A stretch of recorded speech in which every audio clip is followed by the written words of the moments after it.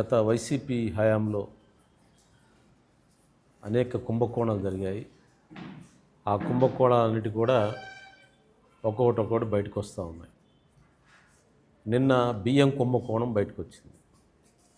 బియ్యం కుంభకోణం పవన్ కళ్యాణ్ గారు, నాదన్ మనోహర్ గారు వాళ్ళు కాకినాడ పోర్టును విజిట్ చేయటం, దాని ద్వారా 1 కోటి టన్నుల బియ్యం అక్రమంగా పేద ప్రజలు తినే బియ్యాన్ని వాళ్ళు అక్రమంగా తరలించి దోచుకున్న పరిస్థితిని, ఆ దోచుకోవడాన్ని మనం చూసాం.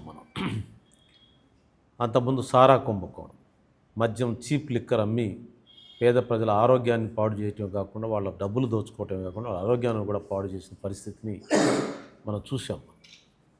కనుక నా విజ్ఞప్తి ఏంటంటే వీటన్నిటిపైన తొందరగా విచారణ జరపాలి, నేరస్తులను వెంటనే శిక్షించే విధంగా చర్యలు తీసుకోవాలని చెప్పి నేను విజ్ఞప్తి చేస్తా ఉన్నాను.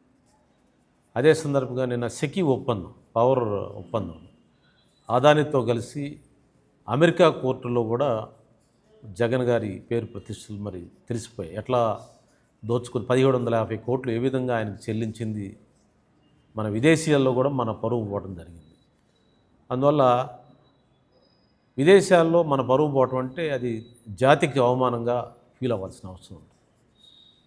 సరే దేశంలో ఉంటే సరే, ఇక్కడ కాకపోతే ఇంకో దగ్గర ఉంది, ఈ ఇంట్లో కాదు డబ్బు ఆ ఇంట్లో డబ్బు ఉంది అనుకోవచ్చు. మన పరువు విదేశాల్లో కూడా విదేశీ ఇన్వెస్టర్ల డబ్బులు కూడా దోచుకుంటే అది మన జాతి పరువు పోయినట్లు లెక్క. నేను అందువల్ల సెకీ ఒప్పందంలో అంటే అదానీ ఒప్పందంలో లేదా ఎలక్ట్రిసిటీ ఒప్పందాల్లో, విద్యుత్ ఒప్పందాల్లో 1750 కోట్లు మేము ఇచ్చామని చెప్పి, ఆ కంపెనీ ద్వారా వచ్చాయని చెప్పి విదేశీ కోర్టులో, న్యూయార్క్ కోర్టులో ఛార్జ్షీట్లో ఉంది. కాబట్టి జగన్ గారి పేరు, కొంతమంది అధికారుల పేర్లు, నేను అది మన జాతికి అవమానంగా ఫీల్ అవుతున్నాను. దీన్ని ఎందుకు దేశద్రోహం కింద ఈ కేసు పెట్టరు? మన జాతికి అవమానం జరిగింది. భారతదేశ పరువు పోయింది.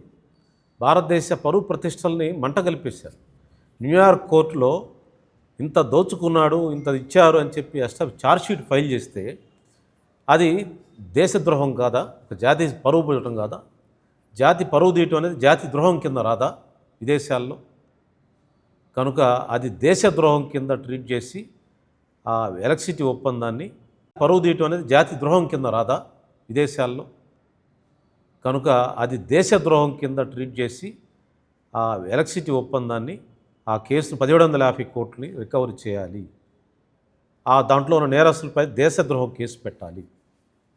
అదేవిధంగా నిన్న బియ్యం కుంభకోణం, 1.5 కోటి పైచిలకు టన్నుల బియ్యాన్ని నీకు కృష్ణపట్నం, మచిలీపట్నం, నీకు కాకినాడ, ఇవన్నీ పోర్టుల ద్వారా, వైజాగ్ పోర్టుల ద్వారా దోపిడీ చేశారంటే అది సుమారు 50,000 కోట్ల రూపాయల సంపద. అది పేద ప్రజలు తినే ఆహారం.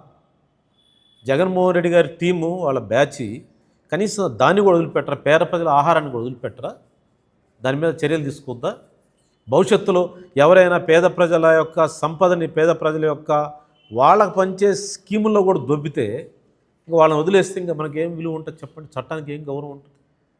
అందువల్ల ఈ బియ్యం కుంభకోణంలో 50,000 కోట్లు తిన్న నేరస్తుల్ని పట్టుకోవాలి. భవిష్యత్తులో పేద ప్రజల సంక్షేమ కార్యక్రమాలకు అందించే తొమ్ము ఎవరైనా తింటే వాళ్ళ మీద వెంటనే శిక్షించే విధంగా, బుద్ధి వచ్చే విధంగా దీంట్లో చర్యలు తీసుకోవాలి అని చెప్పి నేను డిమాండ్ చేస్తున్నాను. ఈ ఎలక్ట్రిసిటీ కుంభకోణంలో 1750 కోట్లు విదేశాల్లో మన పరువు పరిస్థితి పోయినాయి కాబట్టి దేశద్రోహ కేసు పెట్టి వాళ్ళపై విచారణ జరపాలని నేను విజ్ఞప్తి చేస్తాను.